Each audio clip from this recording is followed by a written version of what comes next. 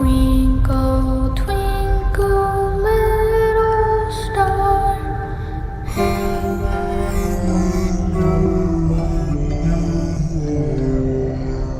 It's alive!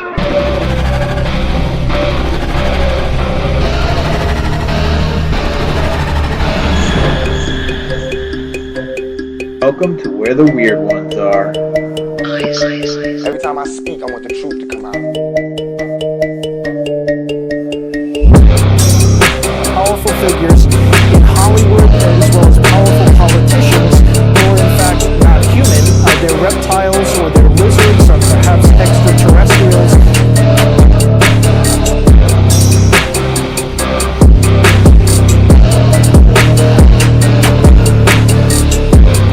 I don't think it is a human. I think it's a Sasquatch.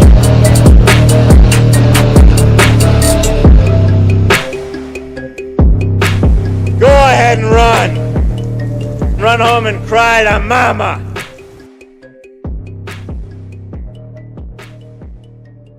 Let's get weird. What's up, you fucking weirdos? Welcome to another episode of Where the Weird Ones Are. My name is Kevin, but you probably already knew that, and if you didn't, now you do. Today's episode is with Chucky Danger. He has some phenomenal stories, first of all. Very interesting, very... some of them are really terrifying. He's witnessed some miracles, which is amazing. I think he's had a pretty dark attachment for a long time, and I think he's finally has rid himself of that, which is amazing. And he's, good friends with our good friend JJ Rose. So shout out to JJ Rose. She's an amazing person, love her to death. Chucky shares some, personal stories with us, being that, we like to work with people through mental health issues. So we do get a little deep in there, so I apologize. I do cry a little bit. So, um, and yeah, I'm glad he's here. So, and I'm glad, he's doing his thing because he does research Bigfoot and he has some interesting thoughts and stuff like that. So he is coming back for another one. So basically I would say this one is, his personal encounters and a little bit of his research, and then we're going to get into some more research stuff and a Bigfoot encounter on the next one. So um but yeah, but cryptids might be able to see UV lights, see in UV lights. I don't know. He says it better in a better way. So so it's but yeah, man, I was so happy to be able to talk to him. He's an amazing person. I really feel like a friendship connection. But if you guys want to check him out on Counter Cult Podcast, he is a co-host over there. He talks about a lot of stuff that he's doing researching up over there. There's several gentlemen on that podcast. So there's a lot of different perspectives on things, which I think is a really good thing for, podcasts that, are research heavy. So, um, anywho, um, if you like to flavor up your food with, you know, garlic, here, I got some for you right here. If you want to make your steak taste good, your fucking scrambled eggs taste amazing, or whatever it is, your pizza crust or your pizza sauce, anything like that, I highly recommend Bigfoot's Breath by Flavors of the Forest. You can get that to them at flavorsforest.com/weird. You can follow them on Instagram as well, Flavors Forest. That's their handle there on Instagram. Yeah, so they freeze dry it and they compound it into a powder. And dude, it is so good. You don't need a whole lot of it, and you're gonna get that taste, that garlicky taste. I highly recommend highly recommend you get yourself some. So again, that's flavorsforce.com/weird. It's amazing. It's way better than the store brand stuff. I promise you that. And it doesn't have any fillers or anything. So yeah, check that out. And they also, their ginger and their garlic are also in the hot sauces. So if you're interested in checking out the hot sauces, definitely hit me up. Get it. You can get it on where the weird ones are podcast.com.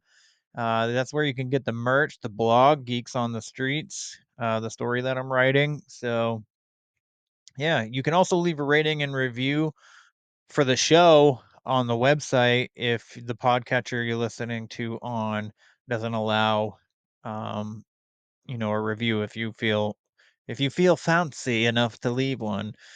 But other than that, Apple, I'm pretty sure, is the only one that allows a review, which actually shit, I always forget to bring them up when I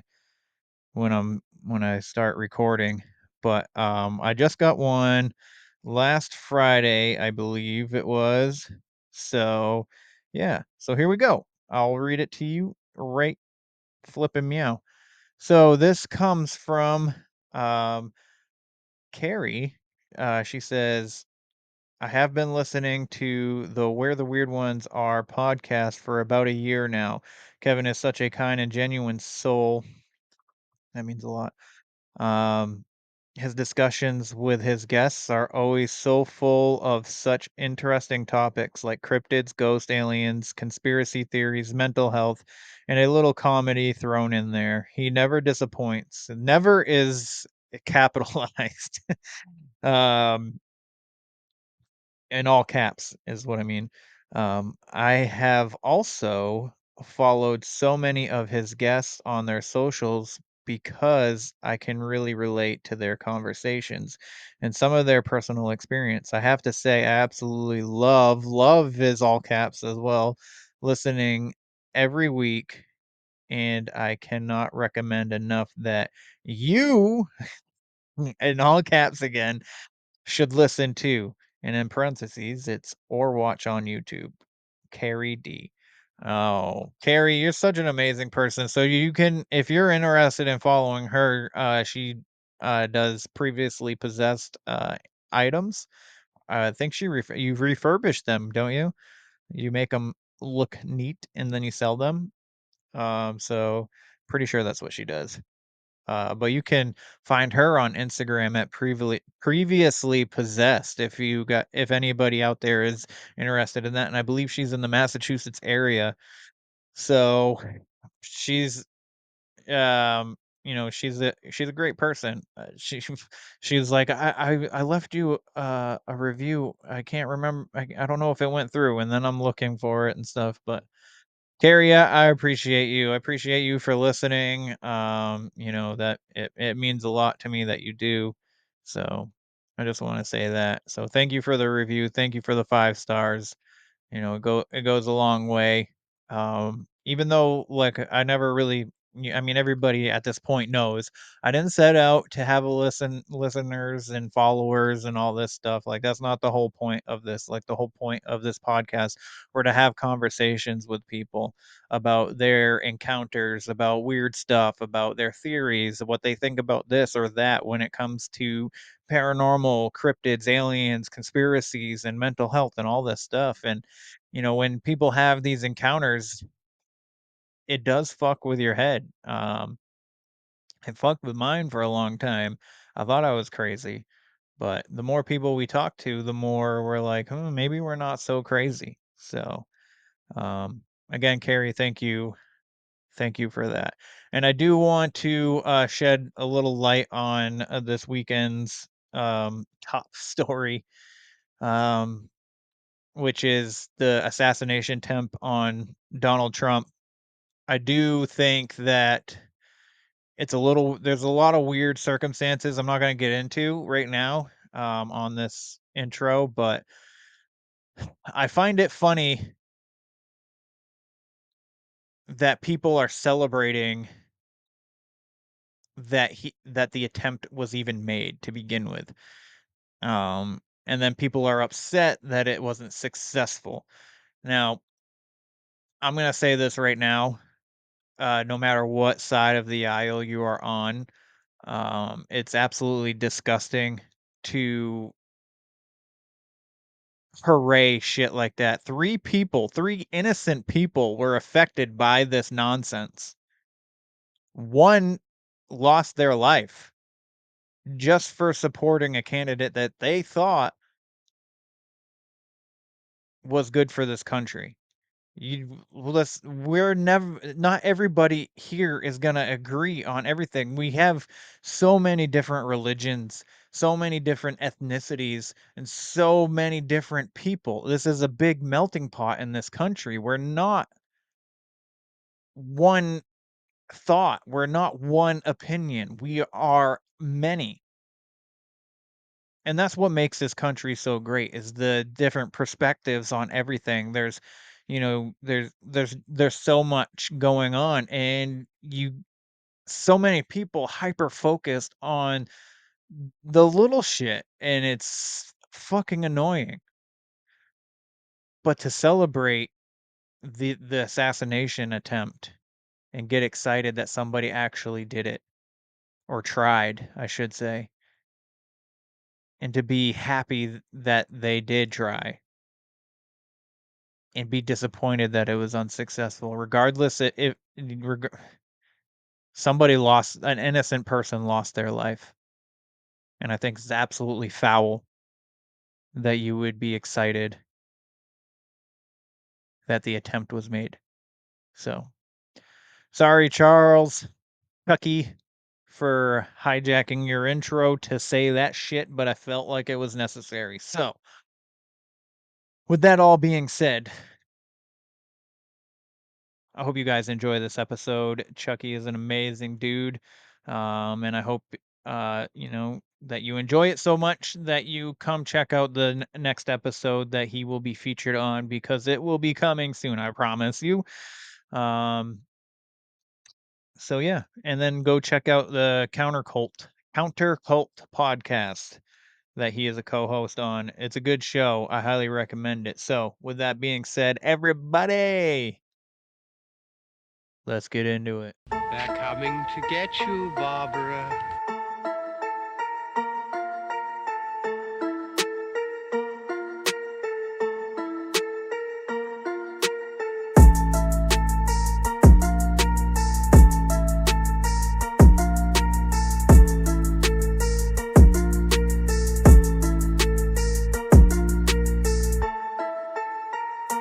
Let's get weird! Let's get weird! Let's get weird! Let's get weird! Weird, get weird!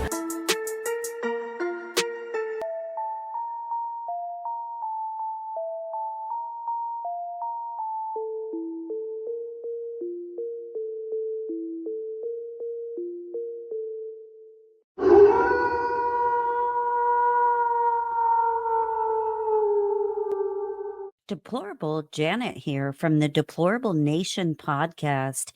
You are listening to Where the Weird Ones Are with the amazing Kevin. So stay tuned in for every show for all the weird and wonderful. What's up, everybody? Welcome to another episode. So happy that you are here.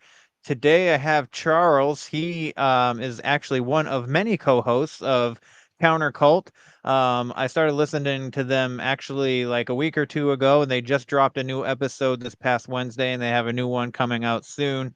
And I listened to it on the way down to Ohio, and that's when I really started learning how many people are actually involved with this podcast. There's a good handful of gentlemen. I really enjoy it. It was, especially this Wednesday's episode, it was a lot of fun for me, because it's all stuff that I've been learning about as well. So to hear other people talk about it, it's fascinating. So but anyways, how's it going tonight, Charles? How you been? Doing fantastic, thanks. Yeah, we were talking about the gifted program and how that kind of spider webs out from childhood learning through this gifted program into a number of different conspiracies and government programs that are often linked together.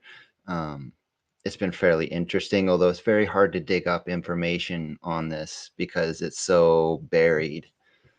Yeah, yeah.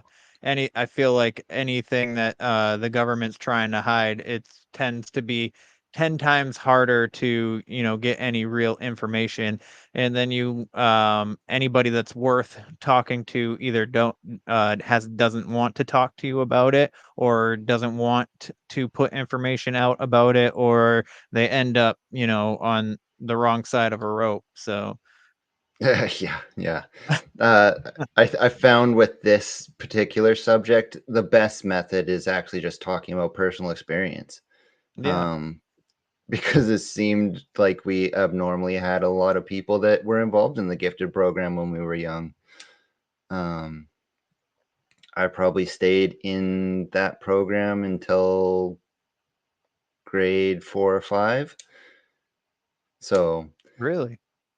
yeah, I mean, when you're a kid, you don't really think of anything about it. But yeah, I was reading like high school level books when I was in grade 2, and they got us working on computers, like the old Macs, before any other kids in school had computers, and we were like learning programming and whatnot. Wow. At in second grade, you That was said? probably grade 3 we started doing the computer stuff. Oh, okay. Yeah. Wow, that's interesting. That is interesting. Because I actually have heard a few other podcasts that have referenced it, and they're like, "Yeah, I'm pretty sure that I was involved in this too, but it didn't stick or something like that, or I answered wrong on one test." And somebody, I can't. I was listening to I listen to so many podcasts, I get some of them mixed up, but there's this one guy, he was saying that he, like, kinda, like, caught on in high school what was happening, and he purposely answered every single answer incorrectly, and he got kicked out of the program. And I was like, Yeah. "What? That's crazy." You There was a girl that I was in elementary school with who was part of this program along with me. Mhm. And eventually they weeded it down to like probably 3 of us from the original group. And they went off to their own middle school. Like they added their own special school. So they didn't join the mass public in middle school. And then in grade 11 and 12, they rejoined the rest of us. And when they came back, uh, one of her front bangs had been dyed completely white due to stress. So she looked like Rogue from X-Men. Damn. Yeah. And I mean, she's one of the She smartest probably people I started that know. trend. She's probably one of those people that started that because they're all doing it now. Oh yeah, yeah. But yeah, anyways, she's one of the smartest people you said? Yeah. Yeah, Yeah. so if she got that stressed out about the education that they were going through, that's fairly interesting. Yeah, I would say. But if you don't mind, Charles, letting everybody know a little bit about your podcast and like how you got um into being a co-host on it. Yeah, for sure.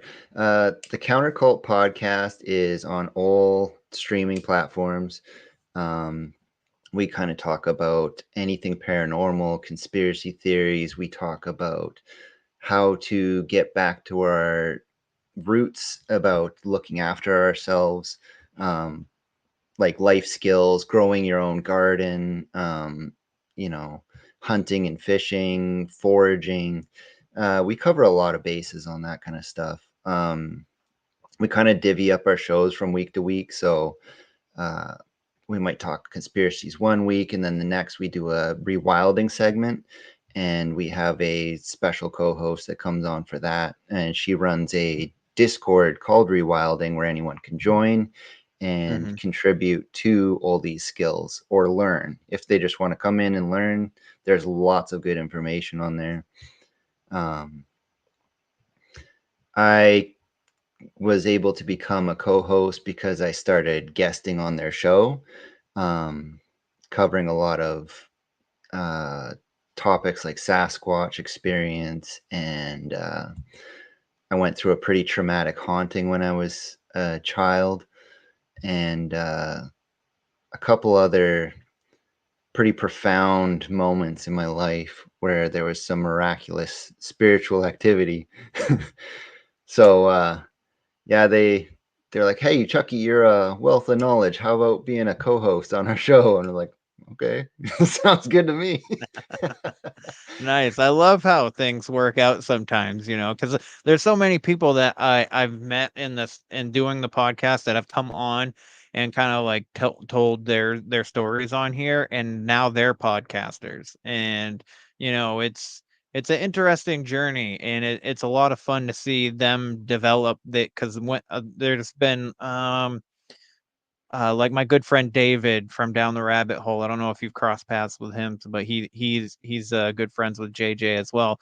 And he came on he started following me, and he would talk to me periodically, and then he went on some other podcasts, and then he came on to mine, and he was nervous, and he told me he was nervous, and he was nervous every time he's been on a podcast, and then he just ended up being on another friend's podcast as a co-host, and now he's just like blossomed into this like beautiful flower, and it's amazing. The whole process was so much fun to watch. It was amazing. Oh So, yeah, it's quite the journey when you go from having no public speaking and being mhm, super nervous guesting on a podcast, and then you start co-hosting and you just learn to find your voice, and it's such a empowerment, and it's mhm. so much fun to do at the same time.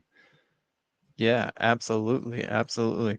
I mean, like same with me. I was my friend had a podcast, and he had me on as a guest twice. He's not doing his podcast anymore, which is unfortunate. He's a pretty intelligent guy, and yet he had a lot of information that he liked to share, and I thought it was a lot of fun listening to his podcast. So, but yeah, 2021, I think, maybe 2022. I think it was 2022. I was listening to Joe Rogan and some other conspiracy podcasts, and then I started listening to paranormal podcasts, and I've had experiences my entire life and I've always loved talking about, this like spiritual awakenings, paranormal experiences. What do you think about Bigfoot? What do you think about aliens and UFOs and all this stuff? And I was like, you know what? I think I'm going to do that. I want to talk to people. And I wasn't much of a talker. I was definitely a lot more introverted than I am now. And now it's like so much easier. I used to be Oh yeah. scared to just like message people to ask them to be on this show, and now I'm just like they're either gonna say no or ignore me, or they're gonna say yes. So usually they say yes, and there's been a handful that just ignore me. Nobody ever says no. They just ignore me or they say yes. Yeah, yeah. It's pretty typical. Yeah, yeah, and that's fine. That's totally fine. But Absolutely.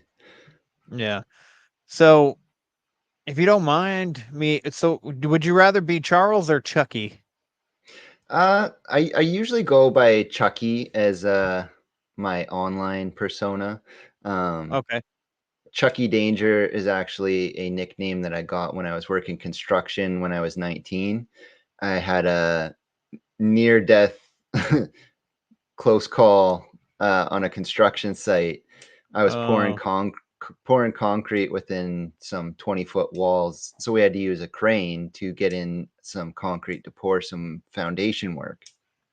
And while I was down in the hole with my supervisor, we were just waiting for the next lift to come in, and we were just talking in between lifts.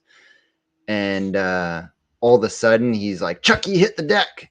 So I go totally prone on the ground, and the next thing I know, I feel this tick right over the top of my hard hat, and the concrete bucket had come up and over the wall and swung down and just tickled my hard hat. And that's like a 3-ton concrete bucket.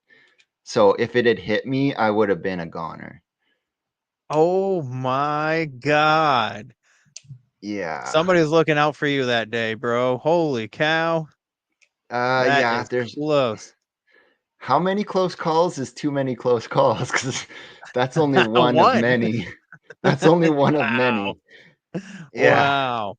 Wow. So it turned out 'Cause that that concrete, or not the concrete, the crane operator was actually drunk that day. He had come oh, into shit. work drunk. And so when he was operating the crane, he wasn't in a good state of being, Uh-huh. and he immediately got fired. I would fucking hope so. I would have hoped Yeah, so. When you that was because when you first quite the started brown telling pant this moment. yeah, when you first started telling this story, I was like, were you a dangerous person to be around on the work site?" But that's wild. That just to take your hard hat, because you got that very little lip on the back of the back of your hard hat there, and Oh then yeah, your head is right there. So, yeah, oh my God. Oh that my was God. I would have quite a close call. And probably then been all the guys on site just started calling me Chucky Danger, and it kind of just stuck. I'm like, yeah, wow. I've earned this one. I'm gonna keep it. That's a good one. I have a buddy. His named his son, gave his son the middle name Danger. I was like, what? And for the longest time, I thought he was That's fucking with awesome. me, and then I fucking read his birth certificate, and it's Danger. Danger is his That's son's middle awesome. name. He's like, what? Now when he goes to the ladies, he can just be like, Danger's my middle name. Hell yeah. That's But fantastic. it is. It's hilarious and amazing all at the same time. But if you don't mind, man, if you want to get into that early, haunting that you had. Yeah, that kind of really started all my spiritual awakening and spiritual abilities and everything. Mhm. This was probably about when I was 14. I think it was summer of grade 9. Um, I had recently been like, very hormonal and disagreeing with my parents a lot. And we were going to church at the time, and I was the only kid my age in that church. And so I found it very boring to be there. And they also went to church on Saturdays. And so if you were going to go have weekend sleepovers with your friends, you couldn't because of church, right? So I was pretty upset with them about all this. And so I decided that I wasn't going to go to church anymore. And so I had this big long fight with them, and I just stopped going. Shortly after I stopped going, I started to experience a haunting. Now, I don't know if the two are connected, but Mhm. it seems coincidental. Um, a little background information. Um, I grew up listening to my great grandma tell me a story about this haunted farmhouse that she used to live at, which is actually not very far away from where I live now. I see this farmhouse all the time. It's very dilapidated, it's a fallen over building, basically. But she would say that her and her sister would sleep in the attic, and every night this ghost would come in and would tuck them into bed. And they always had this um, game where they seen who would be the bravest and stay out from under the covers the longest. And she said it was like this woman in a white flowy Victoria dress that would come in, tuck them into bed, maybe sit on the end of the bed kind of thing, and Oof. then leave. Yeah. Now, when I started to experience this ghost, it was actually kind of interesting at first because I had these sliding glass French doors that I had papered over so no one could see, kind of like a collage of teenage um, posters and stuff. And I think we all had that, especially yeah, growing up in like the early to late 90s, or 2000s. exactly. And so I was sitting in bed, and I was a bit of a night owl. I can remember I was reading Lord of the Rings at the time, and it was probably about 3 in the morning. And I had this big, bulky uh, wooden headboard that I had behind my bed that I had my lamp on and everything. So I actually had to like reach up to get to the lamp, and that's a Mhm. detail that will become important later. Um, so being summer and everything, it was rather hot out. That's another important detail.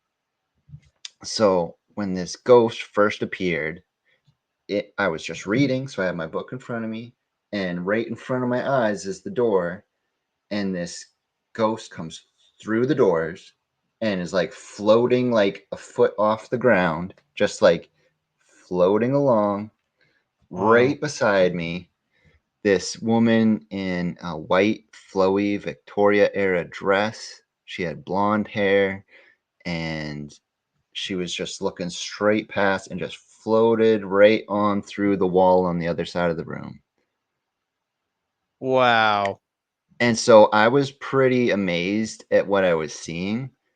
Mm. And my first thought was maybe this is great grandma's ghost that she saw when she was a kid. And I I was kind of scared, and I had the heebie-jeebies and everything, but it wasn't very nefarious yet.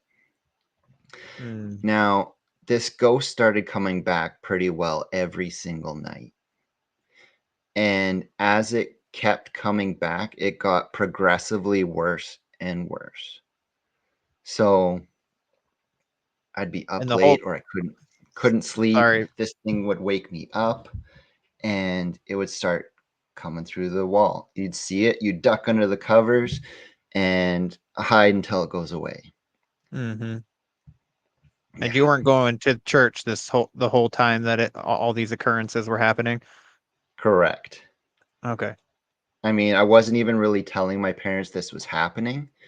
Yeah. Um, just because, like, who would believe you? I mean, I told some of my friends, and two of them that came over for sleepovers that summer actually experienced the activity with me. Damn. And so One of them, now you got some validity to it. yes, one Yeah. of them seen her when she came in. He was sleeping on the floor, I was sleeping on my bed, and she actually passed right between us. Oof. I'm Yeah, getting chills listening to you tell this and trying to picture this happening. Like I'm getting like a chill right straight up my spine into my head. there was a time when she came into the room and my light was off. And whenever I would reach for the light, you would get this freezing cold blizzard wind that would blow in the room. Now, this is a hot Mm, summer night, so there is no mm, freezing cold, chilly wind.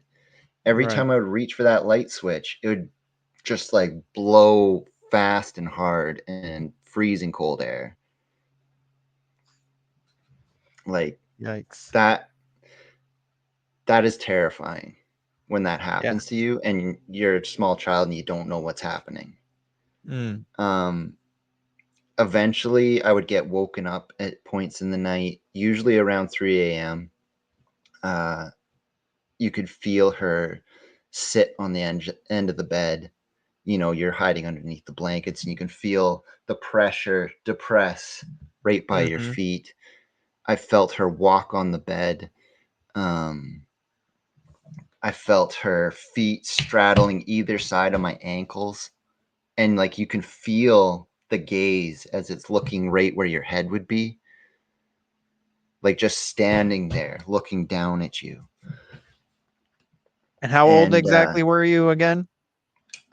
this was like summer of grade 9, so I think that was like 14, 14. Yeah. Oh my God. something like I mean, that. any age that's terrifying, but 14, like, 15. yeah. Okay. Oof, man, that's okay. Can go ahead, continue it. I'm already scared for you. There was one night, probably one of the most scary. She came up beside my pillow and you could feel the two fists depress on the edge of the mattress right beside where you're hiding and trying to scream, but no sound will come out. Oh my God. And again, every time you reach for the light, the blizzard wind would just come in through the room, and you just have to hide under the blanket until it goes away. Now, after that, I started to tell my mom about it, and I was like, I can't deal with this anymore. This is getting too scary. Like, this thing is in my room every night. You know, what do I do? And she said, if this thing comes back, I need you to say these words. In Jesus' name, I rebuke you. And, you know, I've been going through that rebellious phase. And I didn't really put a lot of faith in to saying those words, but I'm like, at this point, I just need to say it. Right? I need this thing gone. I'll try anything. So it comes to the next night, and I'm lying in bed. I'm reading again. This is a little earlier in the night this time, probably around midnight. And it was just like the very first time that I ever seen this thing. It came into my room, floated across in that white Victoria dress, out the wall on the other side. There's a little window right there. And as she was floating through the room, I said, in Jesus' name, I rebuke you. Out the wall, gone.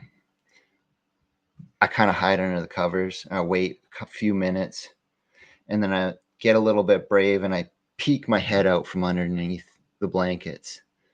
And as I'm looking out into the empty room, right below that window, I see a head start to poke through underneath the window. And it's the back of a head, and the hair looks wet. And instead of being blonde this time, it looks like it's black, and it looks like it's just been soaked in something. So it's like, picture like the Ring girl poking her head through the wall. Yeah. And the hair's draping down.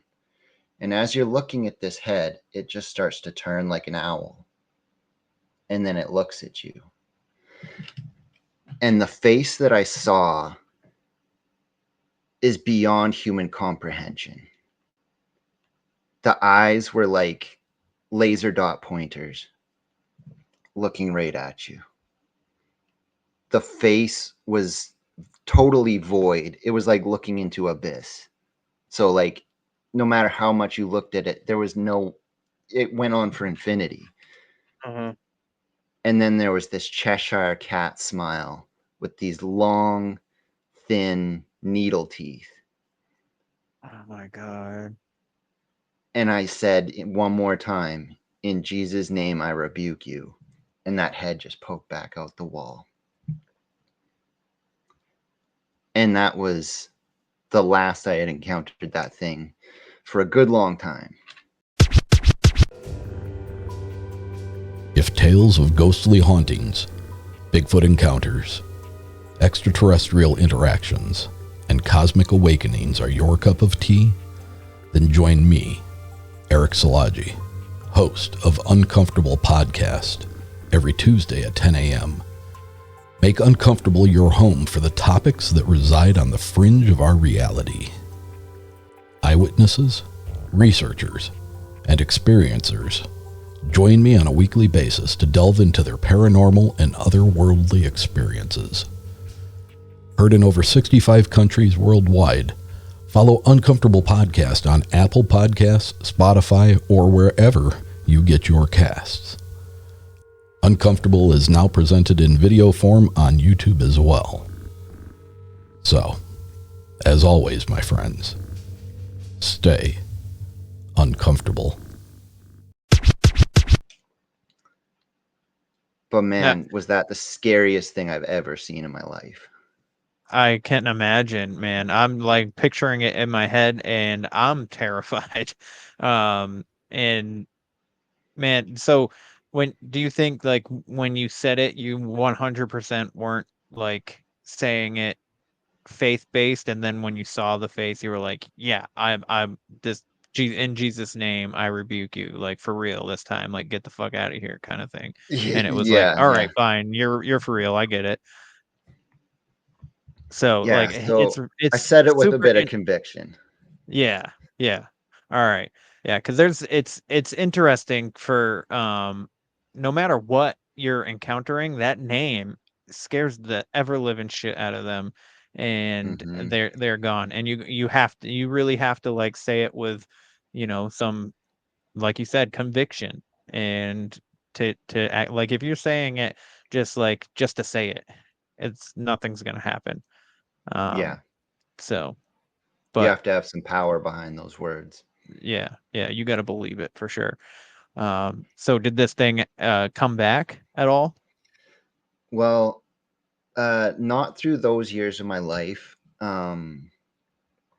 I did a little bit of research into the property, and the house was like a modular that was moved there like late 80s, early 90s kind of thing. So it was like a untouched property, really. And Mhm. historically, that road used to be an old horse and cart trail between two towns. So, like, Okay. potentially something could have happened there to be a Victoria era dress spirit. I don't know, but they present Yeah, themselves the way they want to present, right? that's true.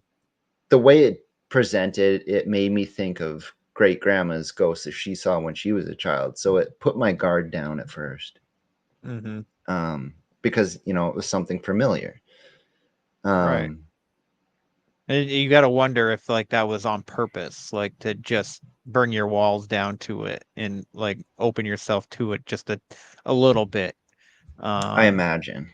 yeah. And then it knew that it had a hold on you in your psyche or something like that, and it was like, I'm gonna be here every night now." And gradually getting worse and gradually getting closer to Hmm. where you're hiding and stuff like that. Yeah, yeah. It Yeah, was working its strength up for sure. the walking on the bed and like staring a hole through the blanket at you is just it's too much. Yes. Yeah. Yeah. Um, Uh, After I uh, had moved out, once I graduated, one of my little brothers took that room, mhm. and he actually saw her himself. Um, he had a mirror that was made out of a bicycle tire, and he said he was playing computer one day, and he saw her staring at him in this mirror.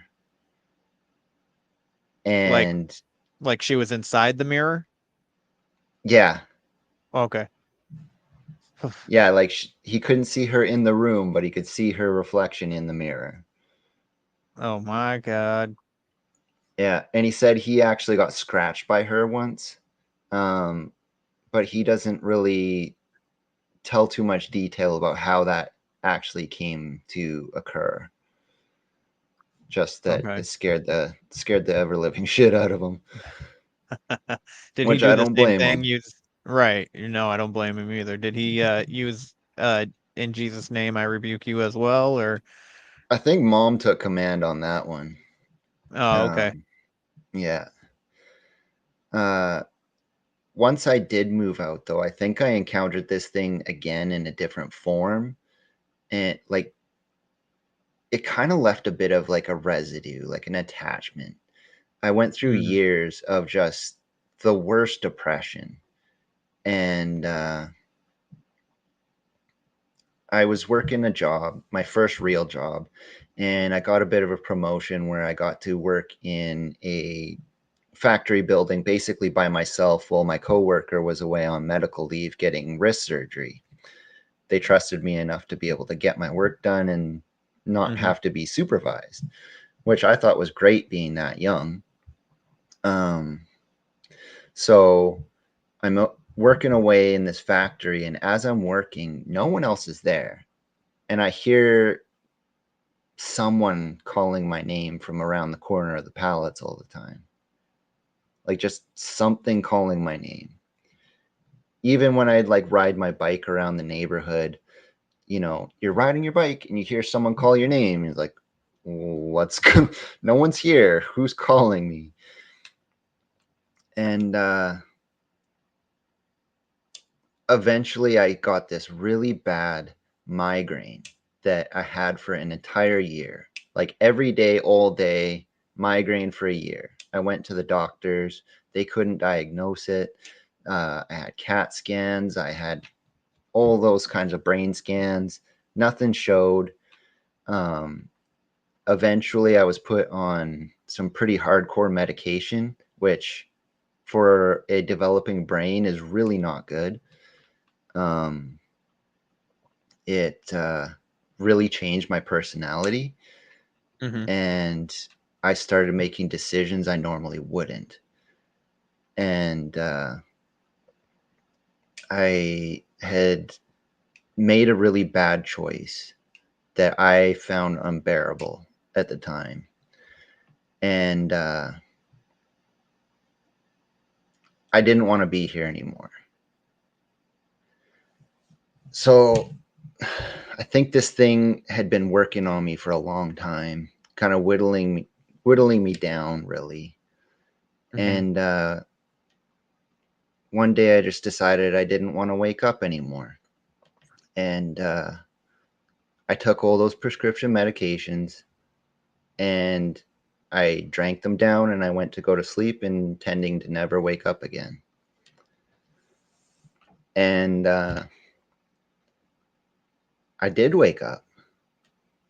But when I got up and I tried to walk and I collapsed in my kitchen. And I don't even know how I got it, but my phone was suddenly there. And I called my mom. And I don't even remember what I said. So my mom comes to get me at my little basement apartment. And she said when she came in to get me, there was 2 angels working on me. Like, sorry, it's hard. No, I get it. Yeah, she said one was physically pumping my heart in my chest, and the other one was giving me air. My heart rate was so low that the next thing I remember, I was waking up in a hospital bed in the emergency. And what woke me up was my heart rate monitor was flatlining.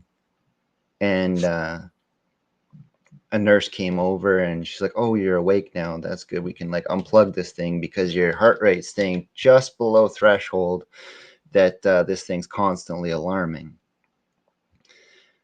And when I woke up, I felt completely fine again. I didn't feel like the person who had taken all those pills. I didn't have that depression weighing down on me anymore. It was like I was my old self again.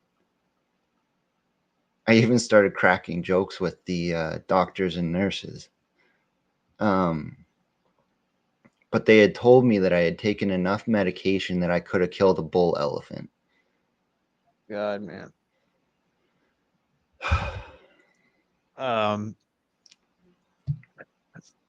Well, first of all, I want to say that I'm happy that you're still here. I did the same thing. And I ended up being in the hospital for 24 hours. I had ended up what really happened to me was like it fucked up my stomach so bad to where it just like they needed to clean me out essentially. So yeah, I'm happy you're here, man, and I appreciate you feeling brave enough to tell that story here. I think stories like this are important for other people to hear because they might be going through something similar. And I'm here today to say that even if you are struggling in the darkest of places, life is worth living. There's always a way to come back from it. And even if you can't see that hope, there is a way. Absolutely. You Absolutely. know, My favorite thing to say too is, out of all the things that God created and put on this earth, he felt like it needed one of you. So you matter, and your life is worth living. absolutely. My struggles in life didn't stop there, but that was definitely one of my lowest points. I made a long recovery. I was on heart medication for a good long time because my heart rate was so low. I'd often just like black out and fall over or feel really weak. Thankfully, today there's absolutely nothing wrong with me. Totally healthy. I had a difficult relationship in my early years where I had a son very early on, and I didn't know I was a father until he was a year old. Wow. I was told that she was too far along for it to possibly be me to be the father. And someone else was named as the father in the newspaper when he was born. And then all of a sudden, you're being told you need to do genetic tests, and the papers come back and tell you, "Hey, you're a father now, and you got to start making some decisions." Mm-hmm. And that was really difficult too. Like that shifts your life on a dime, really. For sure. So I made the decision to have my son in my life and go and meet him and become a single father. And I had been building this relationship with my son, and it was the week before his second birthday. I was over there. I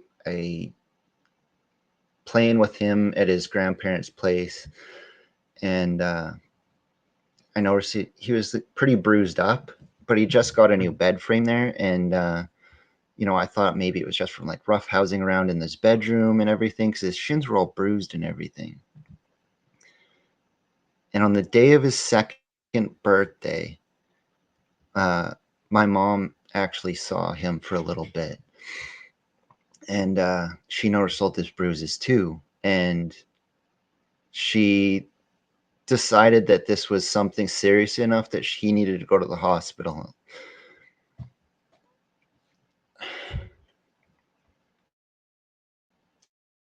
And on his second birthday, he was diagnosed with cancer.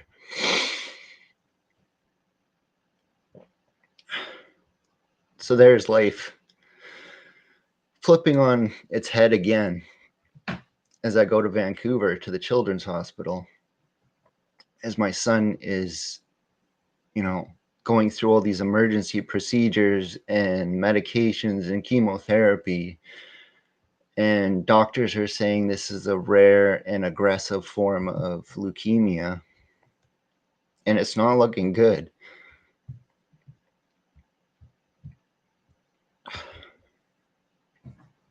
So I can remember I was tucking him in one night, and I used to sing him Somewhere Over the Rainbow every night to put him to sleep. And right after he passes out, I put my hand on him, and I reached out to the universe. And I said, I don't care what it takes. I need you to take this cancer out of him. I need this gone. I don't care if I have to take this on myself. Not my boy. And so in that moment, I felt this really hot flash of energy shoot down my arm, into my hand, and into my son.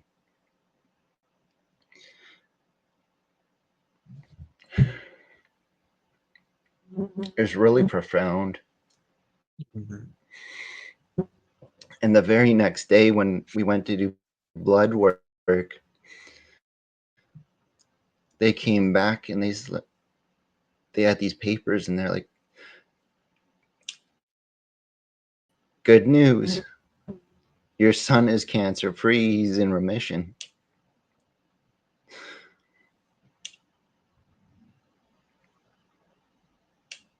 And I'm so thankful for that.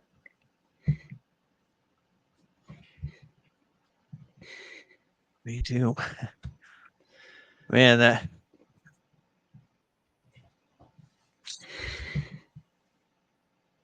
There is no deeper pit of despair than a parent having to watch their child do that.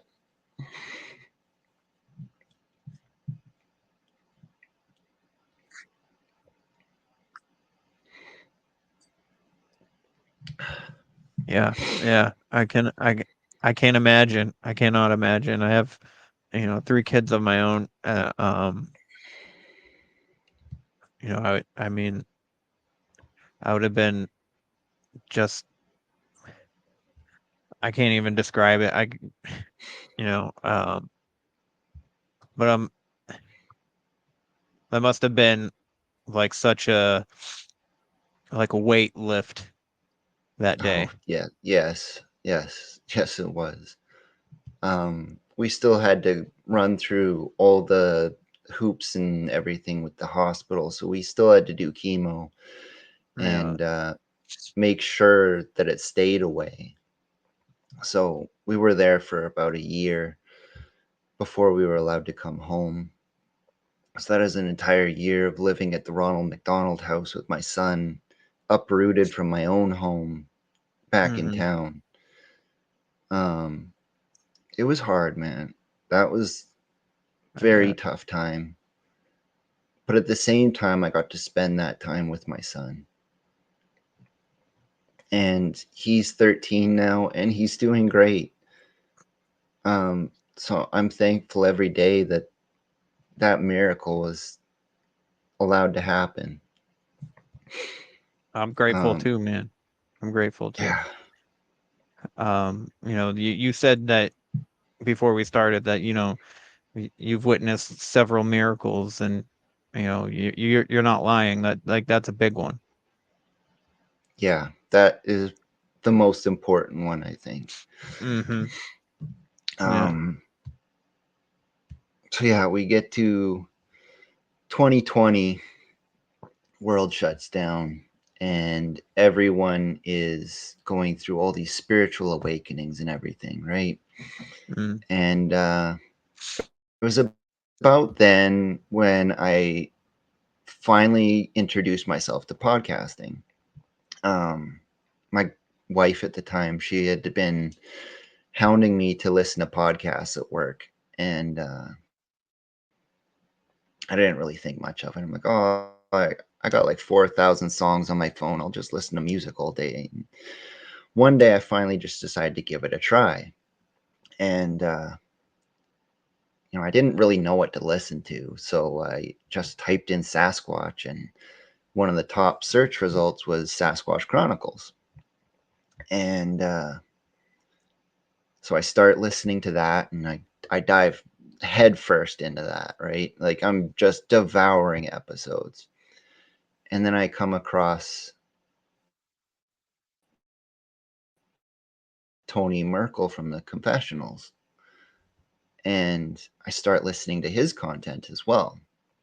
And I hear this one specific episode where, I mean, this is really early in the Confessionals catalog. There was a guy on there who had a very similar ghost experience to what I had. Except this thing had been like dragging him down the hallway by his ankle, basically.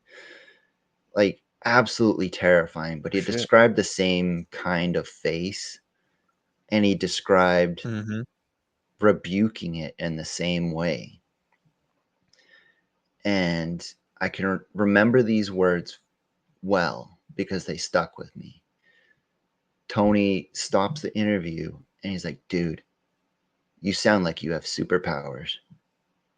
And then that sparked a thought. And I'm like, it does kind of sound like superpowers when you can just say, I rebuke you in the name of Jesus, and these things go away. That sounds like a superpower. Yeah. So then, I'm full blown atheist at the time. I don't believe in anything spiritual. Ghost stories are just ghost stories. I don't have an explanation for them. Even though I experienced it, I tried to ignore it, really. Mm-hmm. I tried to fit in with everyone else and not paying any attention to it. But I went home and I started questioning things. And I started questioning the existence of a greater creator. And I remember I was walking the dog down the driveway. This was August. So we're in like a huge drought, and there's forest fires happening everywhere around here in BC. And I just look up at the mountains and the sky and everything, and I say, if you are real, please give me a sign. Make it rain on these mountains. I know us humans may not deserve the rain and the water, but do not punish everything else in creation on these mountains and the animals and everything. Give them some water to survive, and I will believe in you. And, it was kind of like a half-assed silly thought that I even said that. Mm-hmm. And I go inside, I get about my normal life. I forget I even said it. I wake up the next day and I go to take my dog out for his morning pee. And I'm walking down the driveway again. And I notice it's raining on the tops of the mountain ranges all around me. Like, I'm surrounded by mountains. And every single one of them, it is raining on the mountains, and it is not raining on town. And then all of a sudden, it rains on me in a 6-foot circle, just on me. And I hear a What? voice. I hear a voice like right beside my shoulder. Mm-hmm. Fear not, and steel yourself in the Holy Spirit, for you have been given dominion. Is what I heard when that happened. Goosebumps, man. Oh my God. That was powerful. That is powerful. Yeah. Yeah. That's amazing. So obviously right then and there you were like, all right, man, I got you. I see you. Yeah. Yeah. I Yeah. mean, it's been total light switch change from then. I am fully invested into being spiritual. I wouldn't Mm-hmm. exactly call myself religious. I don't prescribe to organized religion, but Yeah. I definitely believe in a greater creator. Yeah. I- Me too. Me too. I keep saying like the more people that I talk to, I think I'm becoming Christian, but I don't think Christian is that because Christian is like the organized kind uh of label, you know. Hmm. But yeah, I would say I'm definitely spiritual. I definitely believe in, there's a creator force. Um, and we're here to learn lessons and whatnot. And I think experiencing and giving love is one of the main experiences that we are meant to have, like giving it and receiving Hmm. it. I think love will change the world for sure. We're definitely lacking it these days for sure. I mean, we've lacked it for a long time. Um, I just Speaking of love, it's kind of interesting when you take a zoomed out look at where we are and our planet. And Earth is in the same position as the heart chakra. And if you rearrange the letters, Earth spells heart. you're right. So I think we are here to learn how to love. Yeah, that's a good. I didn't know it was in the heart chakra. You're talking about like in alignment with the other planets and stuff like that, and Yes, yes, within the correct. solar system. Okay, yeah, I think there's something to that. Yeah, that's a good perspective. I didn't know that. Um, but yeah, As above, so damn. below. Yes, yes. I really and I really believe that in my heart of hearts that, the more we love each other, the better things are gonna get. And it kind of seems like that we as a collective kind of like that will start to like things start to get better. Like after 9/11, things seem to be like in America anyway, seemed things seemed like really cohesive for a little bit of time and felt so lighter. Everybody was so friendly to everybody all the time, and then it just stopped Hmm. out of nowhere. Yeah, And then they were like, every time they saw somebody with a burqa or something on their head, they got upset, because they thought they were the enemy. But you know, it's I don't know. It's amazing to hear these kinds of experiences and these kind of awakenings. Um,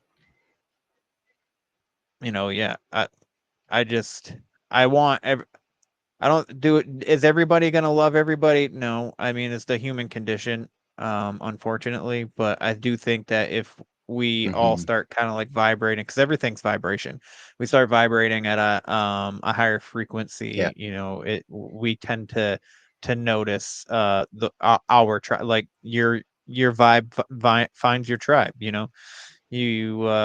Once you start ascending exactly. from the masses are just the ones that are just following orders. They're going day to day without any kind of like purpose, you know. Um, and I feel Ignoring sorry for the supernatural, ignoring all the little odd moments in their life that give them a chance yeah, to notice everything else around them. Um, yeah, they see those things like, nope, not for me. But it's not for exactly. everybody. It's not everybody's ready. We can't force people to have that perspective. Um, you have to make that choice yourself. Yeah, And even then, these things take time. Um, you know, when I challenge the creator, I don't exactly recommend challenging the creator because, I got tested. I got tested like a week later. Um, so here I am. I'm like, okay, I will learn to have faith. I will learn what this means to steel myself with the Holy Spirit. And I used to work stupid hours at work, and I was the first one to ever get to the shop in the morning. So I'd be opening up the security lock and coming in and turning on the lights on for everybody. I work in a big welding company. And when I come into the building in the morning and I punch in my code, there's only really the security lights on. So you can only see so much in the darkness. Mm, And I have to come in down the one hallway and then take a left to get over to my work zone where all the light switches are for the rest of the building. And when I turn that corner, there's a sandblasting bay off to the right. And I work in the powder coating department, and the powder coating department is directly down that hallway. And so as I'm walking towards this light switch, I notice there's something standing in the hallway there. And, you get the typical description. It was blacker than the black. I like to use the term Vanta black. It's a real color. It is a black that is so dark that it absorbs 99.5% of all visible and all light, period. And this has been scientifically remade in a lab using carbon nanotubes. And there's a pretty serious patent on it. So, like, not everyone can just get Vanta Black. But it's really trippy to see it when it's in use. And it looks exactly like what this being was. And when I seen this thing, it looked like it was made out of smoke. And it was about as tall as I was. And it saw me and it ran into the sandblasting bay. And we have these powder coating carts that are all just lined up in a big stack there for when we're working. And this thing comes back out of the sandblast bay, grabs the cart, and kind of peers out from around the corner of it. And it's wisping like smoke, right? Just like constantly. And in that moment, I felt a very strong familiarity with this thing. But at the same time, I had righteous anger. I was pissed that I even saw this thing. And so I said, in Jesus' name, I command that you go where he commands you to go. And in that moment, this thing looked like it had been getting sucked up with a vacuum cleaner by its head. And it just like gone. Wow. And then you're just left there sitting in the shop going, what in the fuck just happened? Right. That's wild. That is wild. I don't think I've ever even seen anything kind of like dissipate like that. Everything that I've encountered I've looked away and then I've looked back and it was gone. So like to watch it actually vanish is fucking wild. Did not break eye contact.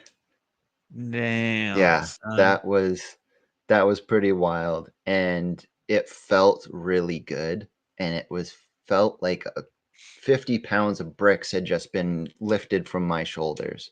And I believe that was probably whatever entity was in my bedroom as a child. I believe that was it. You think so? It felt familiar. Yeah. Like it's really hard to explain, but some things there's just a knowing about it. You just know things without having the knowledge beforehand. And I knew this thing was something familiar. Yeah. And once it was gone, man, everything has been so great mostly. Yeah. Like But man, is that trippy. that is fucking trippy. That's definitely like you said, like a superpower kind of thing. Like that's what it feels like watching it happen. You just say these words and it's like, oh, and psh, and it's gone, you know. And so Yeah. I think spiritually everything has been pretty phenomenal since. Yeah, I mean, it's just been a constant development on personal growth since then. Um, you know, I challenged the creator and he challenged me back, and I think was up to the task. I mean, you're not given anything that you can't handle. Yeah. You just have to rise to the occasion. Absolutely. I agree 110%. Yeah, So, man. have you had anything I would assume you haven't had anything like that recently. So was that event also in 2020, or was that more recent? That might have been 2021 Okay. that happened. Yeah. I've seen ghosts and stuff like that since. Nothing that ever like interacted really. Mhm. One time, I got laid off during the shutdown and everything because they wanted to keep me safe because I was supposedly their best asset in that department, right? And right before I got told this, I was working on a kiosk. I was sanding out some scratches and I had it hanging on this overhead hoist. And I'm all crouched down, kind of underneath this thing, sanding on it. And I see a pair of feet come up and stand on the other side of this kiosk. And I'm wearing my earbuds and I can't hear anything other than the podcast that I'm listening to. So I pause what I'm doing. I thought someone just had come up to ask me a question or give me some more work or something. So I pause, stand up. Nobody is there.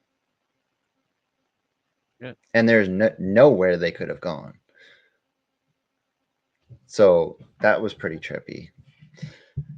Yeah. Do you think that the building there has some kind of residuals of any kind, possibly? That one seems a lot more intelligent. I've seen kind of like a half translucent person in that area before. Like I was walking Yeah. down one walkway and someone came walking the other. Yeah. And, very, very much in the peripheral vision, not like a direct eye I contact gotcha. kind of thing. Yeah. Um, I've seen a ghostly horse and rider in this area. There's something about this land that makes it a bit of a hot spot. Um, I mean, this is just up the road from that factory where I said that I had voices calling my name when I was young. Yeah. Um, one day I was driving to work. It was right around Halloween, and so like late fall there. And as I was driving into work, I have to take a right turn to get up to the shop. And I had not passed anybody on the road. But as I made that right turn, I felt really compelled to look in my rearview mirror. And directly from the direction that I had just come comes this half translucent horse and rider right underneath that street light as I turn the corner. That's fucking creepy. Yeah.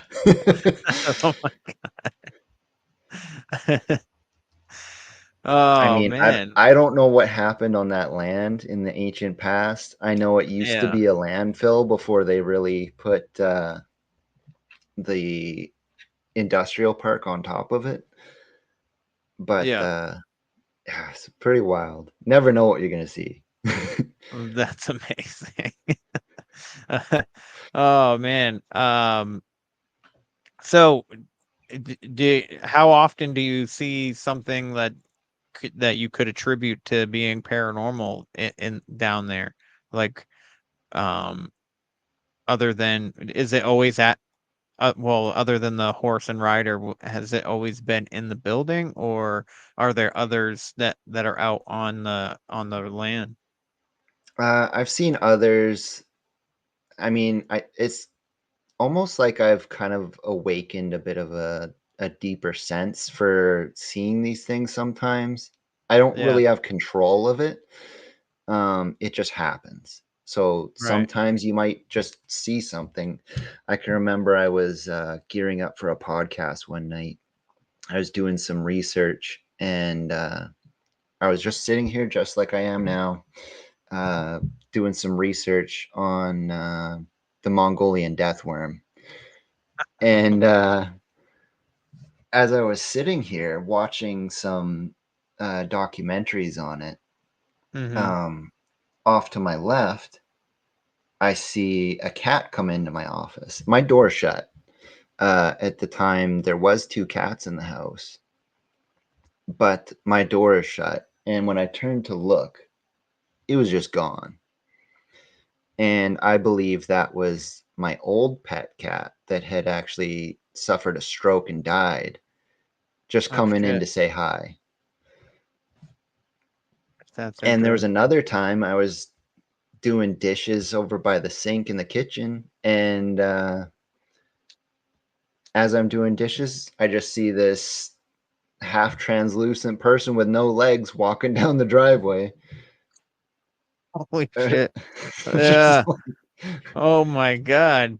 Um so you definitely have like opened some kind of like or crossed over some kind of veil at this point, I would say, with your journey.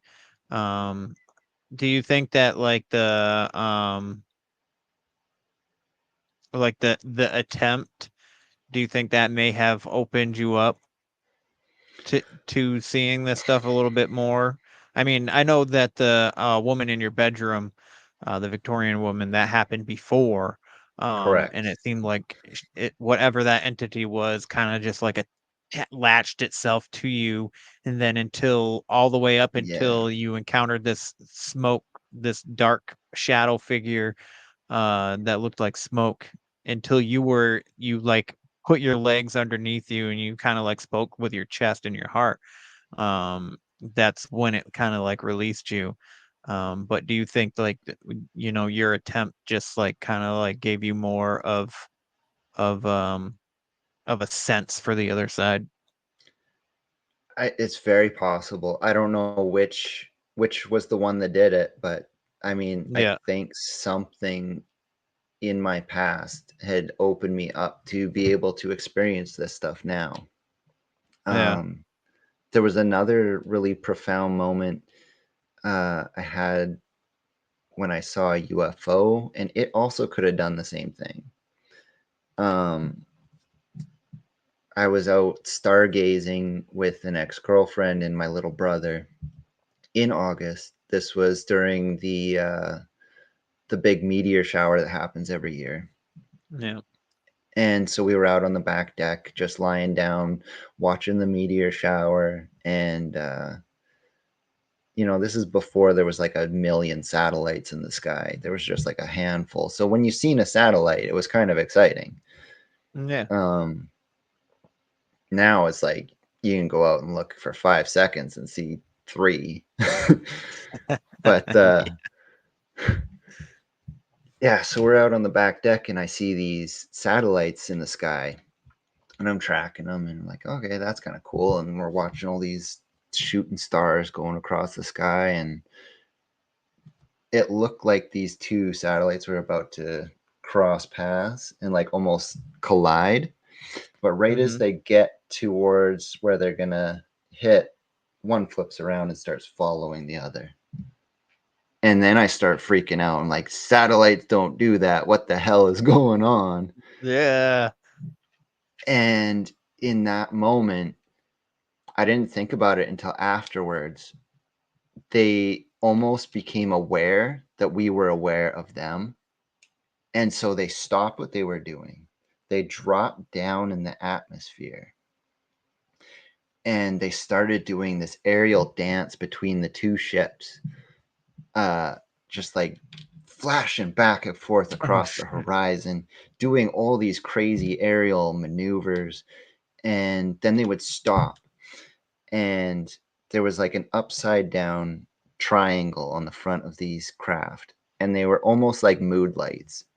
They would Mm, start at one color here and they would shift around the triangle in like a mood light fashion, so it would go like green to blue to red to orange to yellow, wow. purple, you know.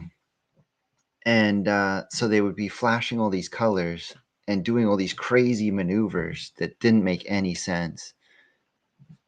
And then they just kind of went back up into the high atmosphere. So you see them go like smaller, smaller, smaller, smaller, and then blip, they're both gone, right?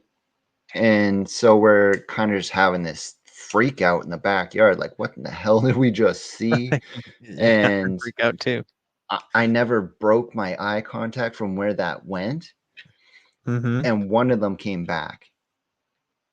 Oh boy. So one comes back and it goes really low in the atmosphere. It was a pretty cloudless night, and there was one kind of cloud right over top of town. We were on like the upper bench, so we were looking down at town basically. And this craft goes into the cloud, and in that moment you could see it illuminate, and you could actually see the full scope of what you were looking at, because before it just looked like a bright white light with some colors in the middle. And when it was in the cloud, you could see that it was a saucer that was about the size of a single level rancher house. Damn. And then it kind of shoots back up and does the back and forth across the horizon again, and then it stops and it does the lights again, but this time it showed me a color that doesn't exist, and it's the hardest thing to explain. The best way that I can explain it, if you were looking at the color spectrum, it is off the chart from purple and ultraviolet, is the best way that I can describe that. Okay. Since that sighting, I have done some research, and scientists have a theorized color that they call negative green that they've never observed. But if you were to make a color pie, it's the missing slot directly opposing green on the color wheel.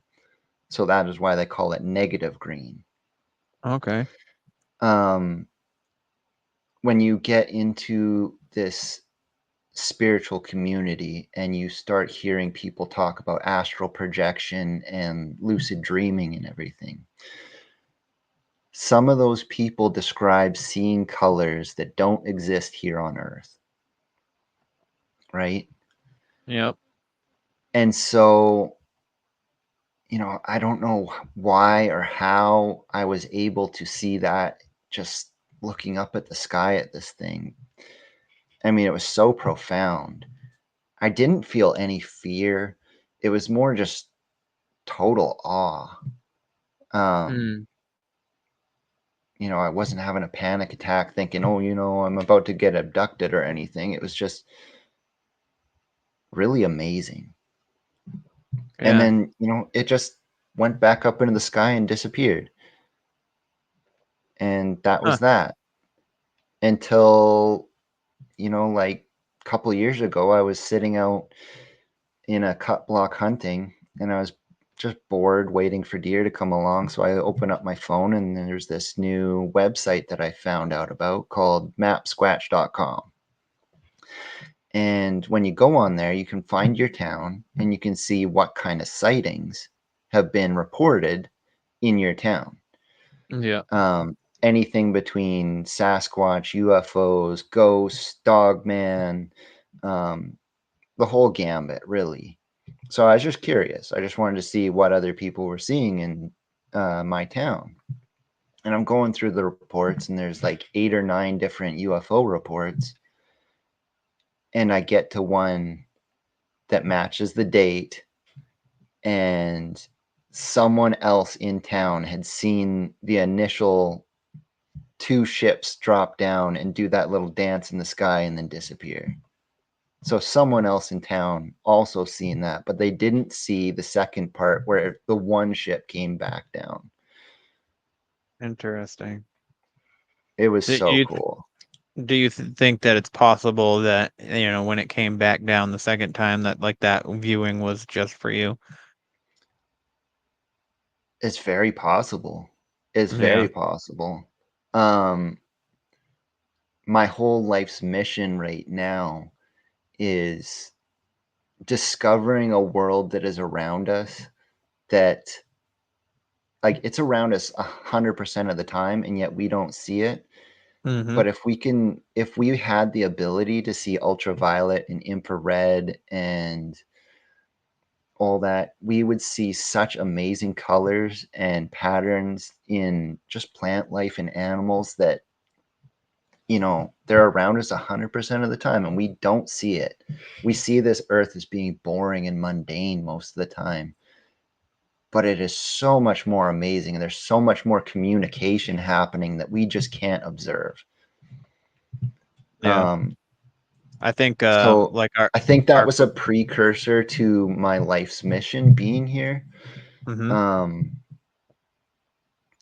After I had that smoke entity, when I'm powder coating in my booth, it's very relaxing. It's basically like doing yoga because you're doing all these crazy stretches and everything. And it's also like playing the game Operation, where you can't touch the sides or anything, right?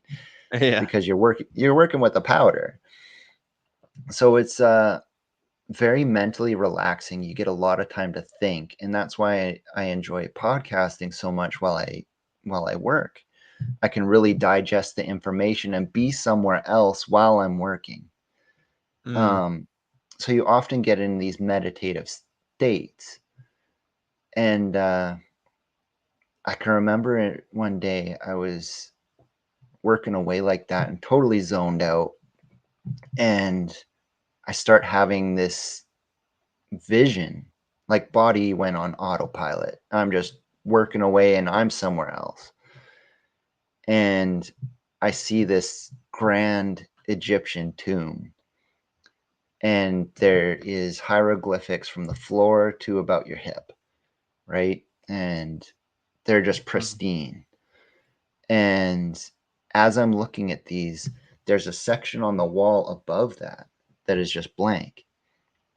And then they all highlight in this hidden writing of hieroglyphics above that in what I would describe as ultraviolet.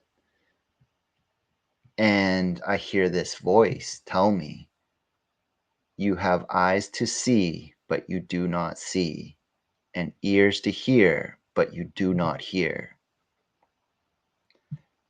And I had a little bit of a freak out when that happened, because I'm like, who is talking to me? And why are you talking to me? And what does this mean? And all this and that. And, I get to lunch break and I'm telling my friend what I just saw, because he's pretty open to this kind of talk. And I'm like, yeah, you wouldn't believe what just happened to me while I was working. And I described to him seeing this tomb with all these hidden writings and everything. And he's like, "Oh, like this?" And he sends me this podcast from the Paranormal 60, where they interviewed a guy named Mike Forrest. And he finds these crazy Mexican artifacts down in Tula Hidalgo, Mexico. Mm-hmm. This is King Montezuma's historic kingdom. And when you put the UV on these statues, hidden writing will fluoresce in the ultraviolet. And the reason these artifacts are so controversial and they do not make any recognition in mainstream archaeology is because they depict gray aliens, Sumerians, Anunnaki, and Egyptian. So all of that is in this Aztec culture. And when you fluoresce them, they glow green, they glow blue. There was this table that is absolutely amazing. It has this scarab beetle in the front centerpiece of it. And there's all this proto hieroglyphic. They're not quite the same as true Egyptian hieroglyphics. They're very similar. Mm-hmm. But when you put the UV on that tabletop, the writing glows green and the scarab glows blue. And it's all the same stone. And Wow. that does not make any sense at all. No. That's super interesting. That is wicked interesting. Like, and obviously that it's not going to be recognized by mainstream archaeology. It goes against the narrative. Exactly. But ever since that day, I have been diving into this hidden world that is around us. I Yes. bought a pretty hardcore UV flashlight, and I mean, even biology is just starting to scratch the surface on what animals look like in the UV. Mm-hmm. And they can display all kinds of colors that we cannot perceive. A really good example of this is a normal flying squirrel. They're Yep. nocturnal, they only come out at night, and they look just brown to us, brown or gray. That's how we can perceive them. You Mm-hmm. put them under the UV flashlight, and they start having patches of blue and pink and yellow and orange. Like, they really light up. And I think that this UV light wave is something that they can manipulate at night when the sun is gone. It's a way of seeing in low light conditions, and it Mm-hmm. also helps them communicate in the darkness. So while they're gliding from tree to tree, it would be like a colorful bird flying between the trees, right?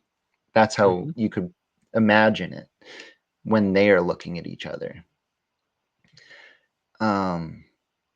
Another way that this gets used in nature is animals can see protein and sugar content in plants through UV sight.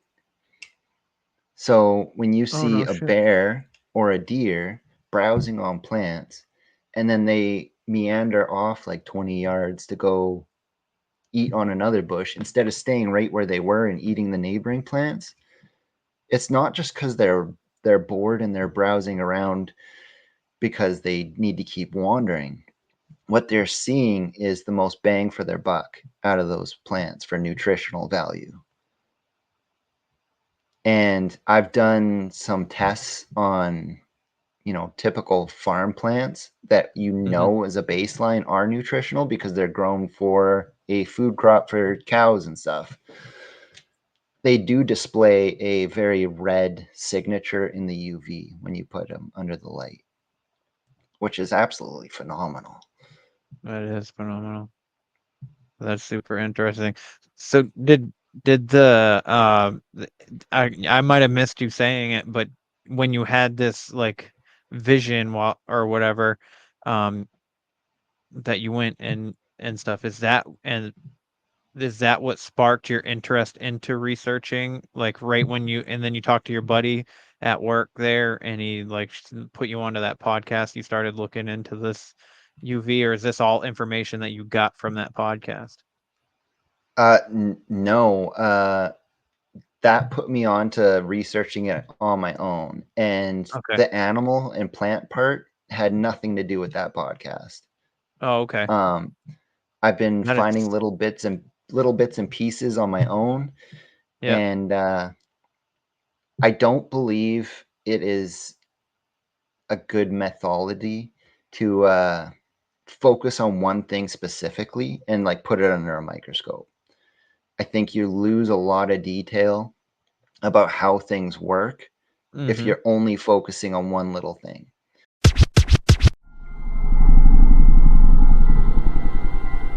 Hi, Lana. Oh, hi, Gemma. We are I Think My Fridge is Haunted. A very creepy podcast for very creepy people. Coming to you all the way from Melbourne, Australia. Catch up with us for season 6 as we discuss the mushroom deaths of Leongatha. Yes, it's a thing. The Beast of Bray Road. And the alien abduction of Terry Lovelace, as well as a stack of true crime stories and cold cases.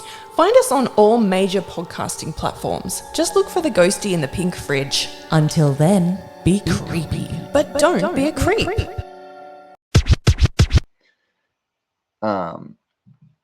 So I've taken this research and I've applied it to unknowns.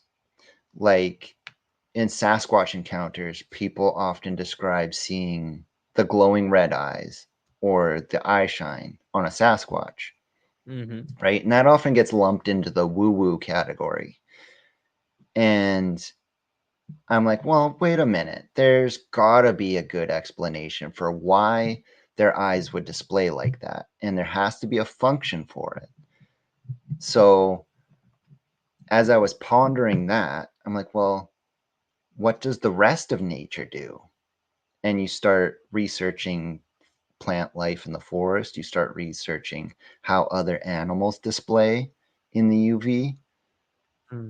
And you can see that they're communicating at night under this light signature.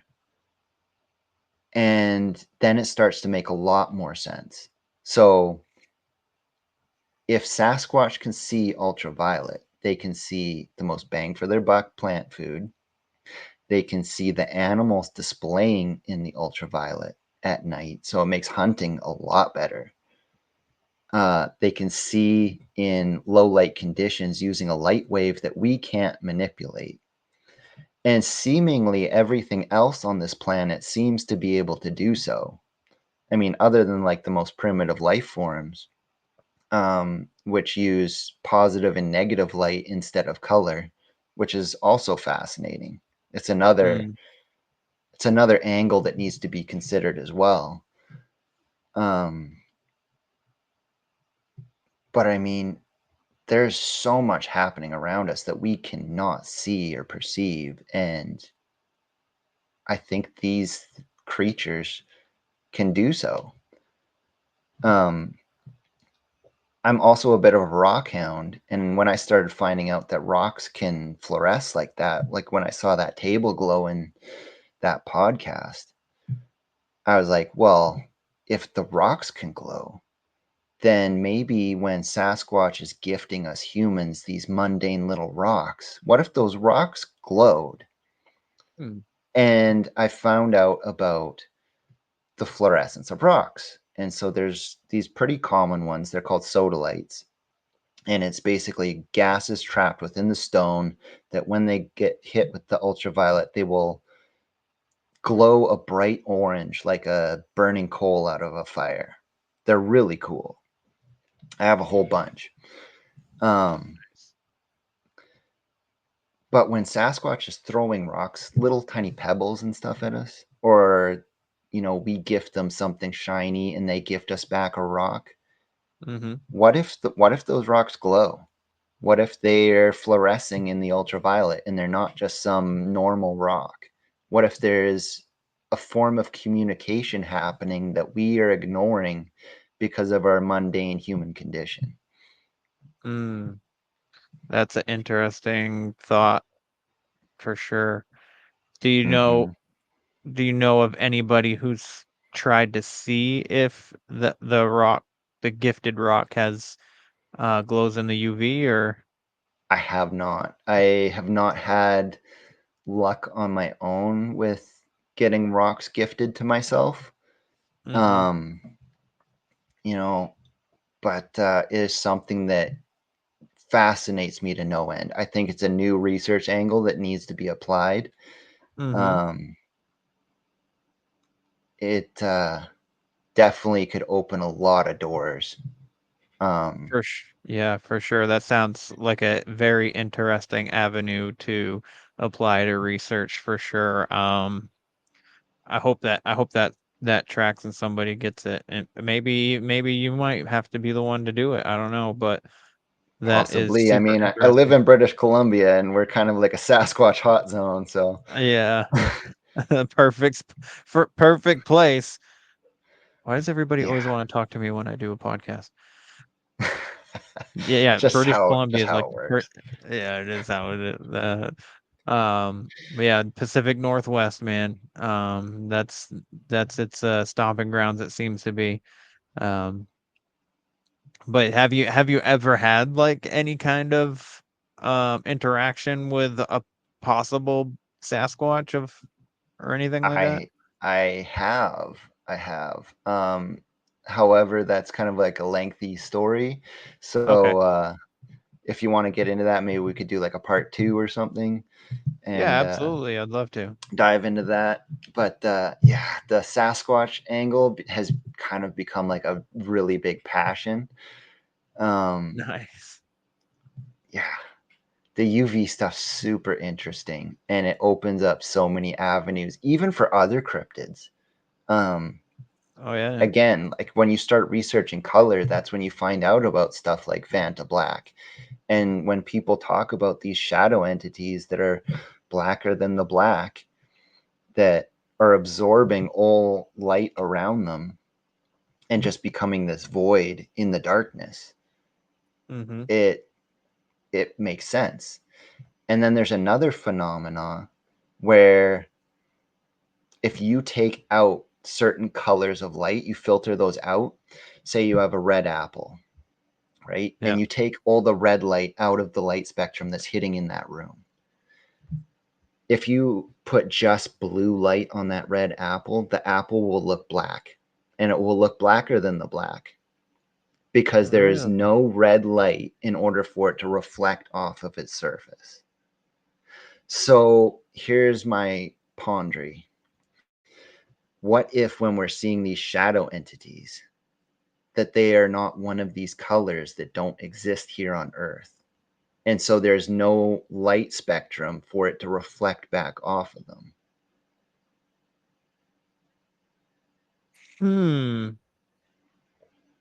I just broke Like my what if brain, I think.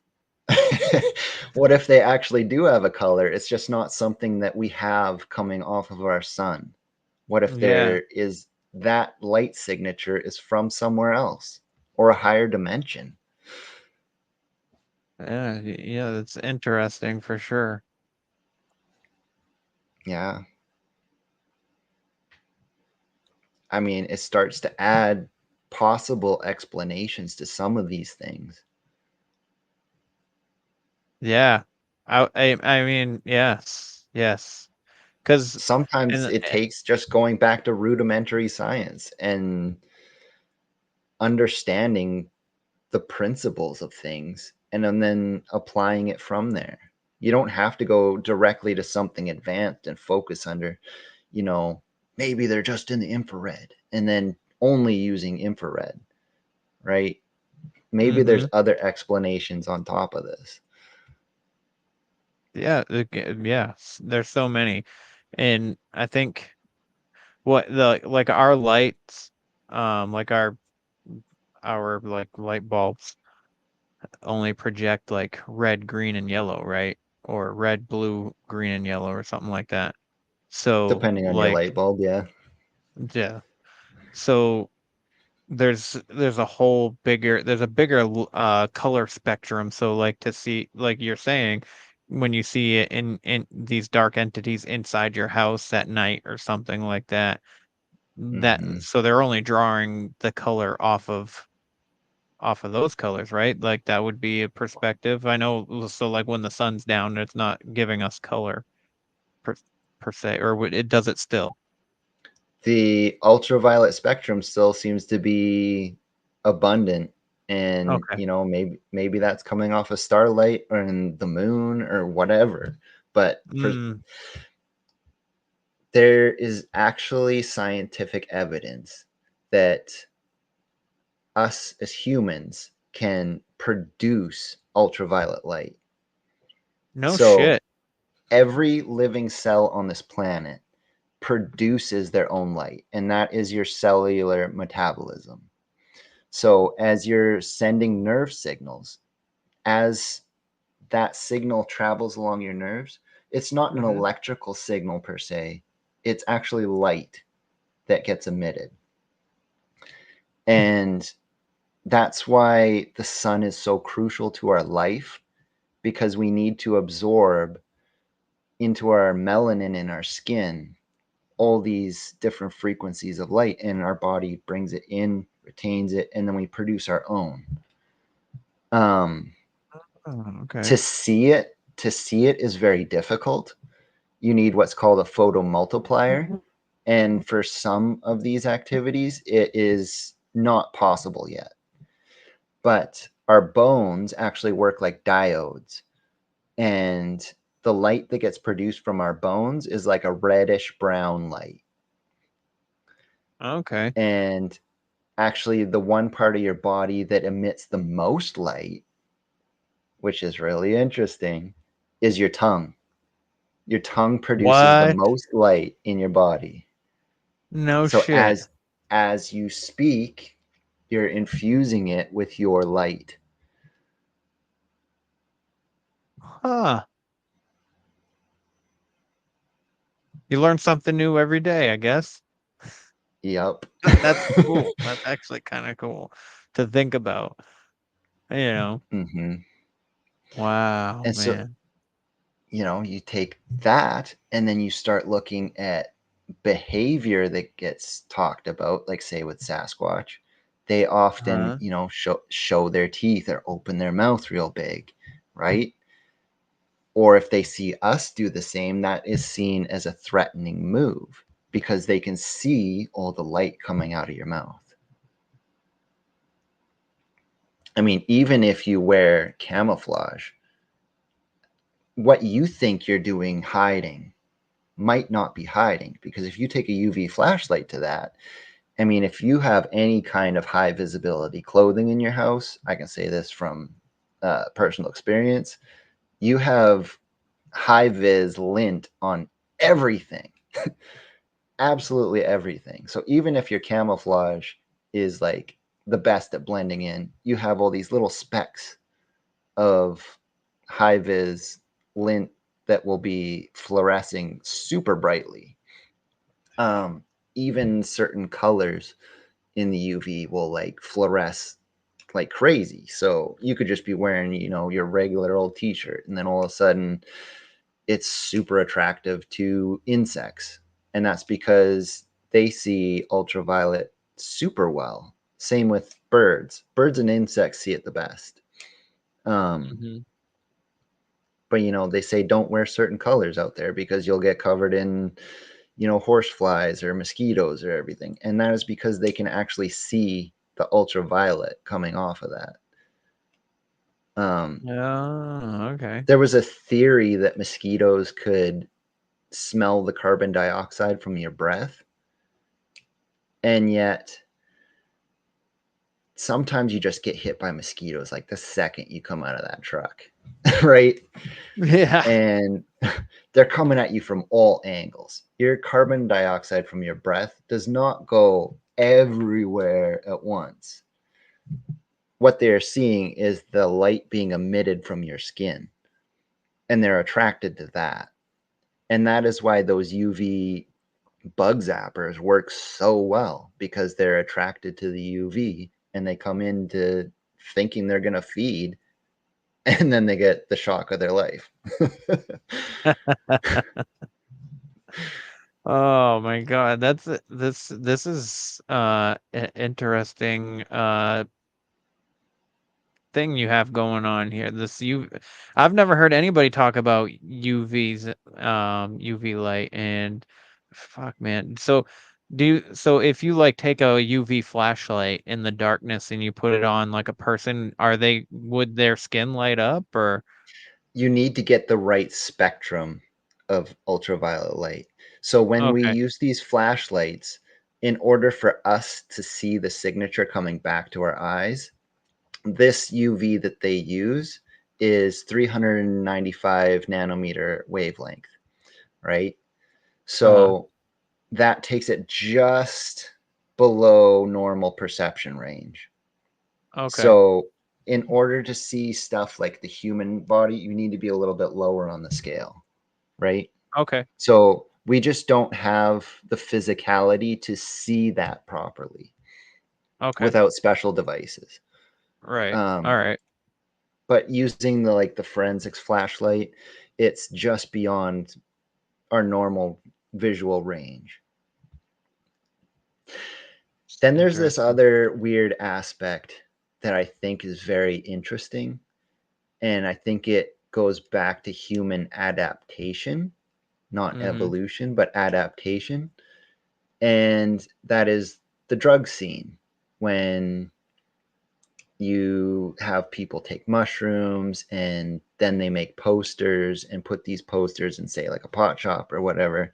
They're all kinds of crazy fluorescent colors, right? Yeah, like this one behind And me.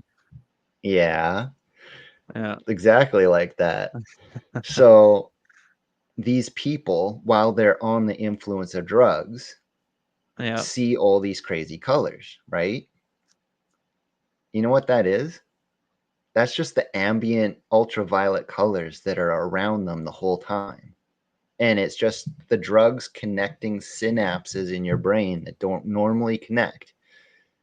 And so that gives you the ability to perceive what is already around you. Okay. So I've done mushrooms once so far. Mm-hmm. And everything was just brighter. Like that was my experience. Like, because I've heard horror stories and stuff, but my one of my good buddies, he's just like, it's like you just take a little bit, and it feels really nice. It's like you're connected with what Earth is or something like that. I can't remember exactly word for word how he explained it, but he made it sound really really cool. And he was basically telling me about it, like it will help you, like you can vibrate at a higher frequency, and this and anyways, regardless of why I started, but I did it, and I was like, it was like an hour into it, and I was like, there's nothing happening or whatever. And then I'm just in my bathroom brushing my teeth, and then I'm like looking at the wall, and all of a sudden it was just so like all these vivid colors were just I just started seeing, and I was just like looking around like, wow, this is really cool. So like the fact that you just went into saying like I know firsthand, like now Mm-hmm. at this point. So it's amazing. Yeah. So Well, if you I go was back into so awe. history about human development, Yeah. and we had, the innovation of bringing fire into our homes. Mhm. So you no longer needed someone to stay up all night keeping watch on the rest of the family in the complete darkness, Yeah. right? You had a fire that would kind of scare things away, but you also had all this ambient light around you. So I think what we did is we adapted out of being able to see ultraviolet like everything Mhm. else on this planet does. Yeah. And over time, we just come up with more and more light in our homes, like the light bulb and everything. And we've lost the ability to natively see it. And so the only ways that this happens is when we connect the wiring in our heads that's already there. It's just not being used, right? Yeah. Yeah. So I think in certain instances we can see it, but I think we used to see it 100% of the time in our ancient past. Yeah, I mean that makes sense to me for sure. I mean, we have an appendix that we don't even use. So, the fact that, that we could still be wired to see these things, the lights and colors and stuff like that, that would make sense to me. You Mm-hmm. know, our appendix is we have that because we used to eat grass. So Yeah. the appendix helps us digest grass, and we don't eat grass anymore. So I'm surprised that actually hasn't like transitioned out of our our human makeup, but we still have it. Um, and I think the fact that we don't eat grass is why a lot of us get appendicitis and stuff like that because it's not being Mm-hmm. used. So um, yeah, man, this is super interesting. W But I would love to put a pin in this, and I really wanna have you come back for this because this is like you're blowing my mind right now, and this has been amazing, talking to you about this. So we can, when we reconvene, I'd love to talk to you more about the lights and Sasquatch and stuff like that. Um, But for now, if you don't mind letting everybody know, like, where they can find you, where they can find your podcast, so they can listen to you talk all this knowledge that you have to offer. Yeah, absolutely. I mean, the easiest place to find me is on the Countercult podcast. You can find that on Apple Podcasts. You can find me on Spotify, Rumble. You can click on the show notes, join our Discord, get into contact with me personally there. Another good place to find me is on Instagram under Chucky_danger. And I have a lot of pictures up there showcasing a lot of the UV study that I do. And so you can actually physically see the things that I am talking about. So you can see where I went through the farmyard and I looked at corn and I looked at alfalfa and I looked at some of the native plants and everything. And you can see all the crazy colors and everything that nature displays right there on my Instagram page.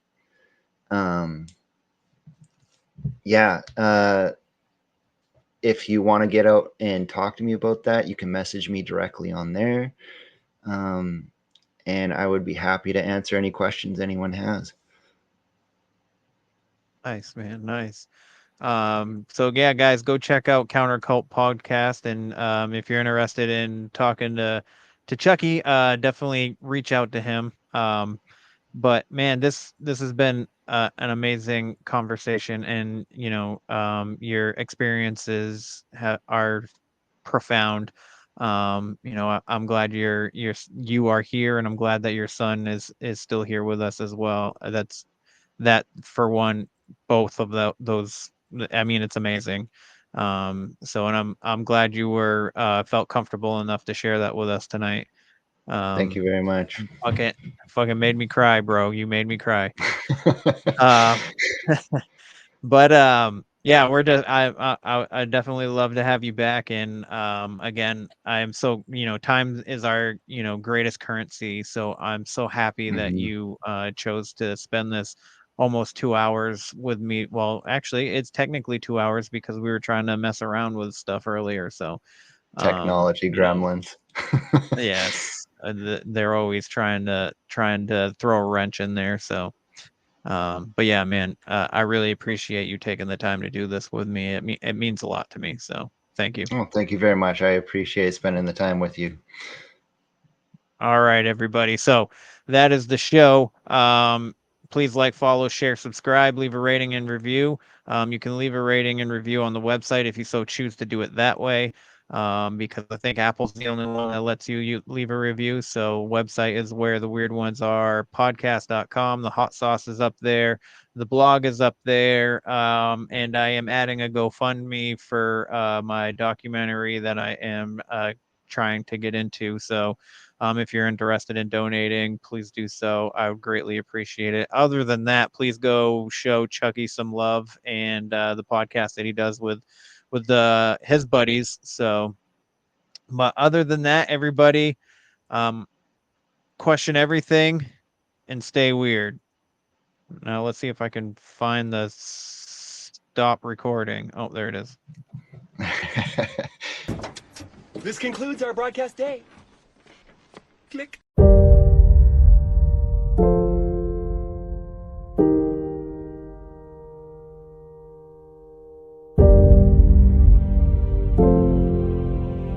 Because in the end, none of us have very long on this earth. Life is fleeting. And if you're ever distressed, cast your eyes to the summer sky, when the stars are strung across the velvety night, and when a shooting star streaks through the blackness, turning night into day. Make a wish.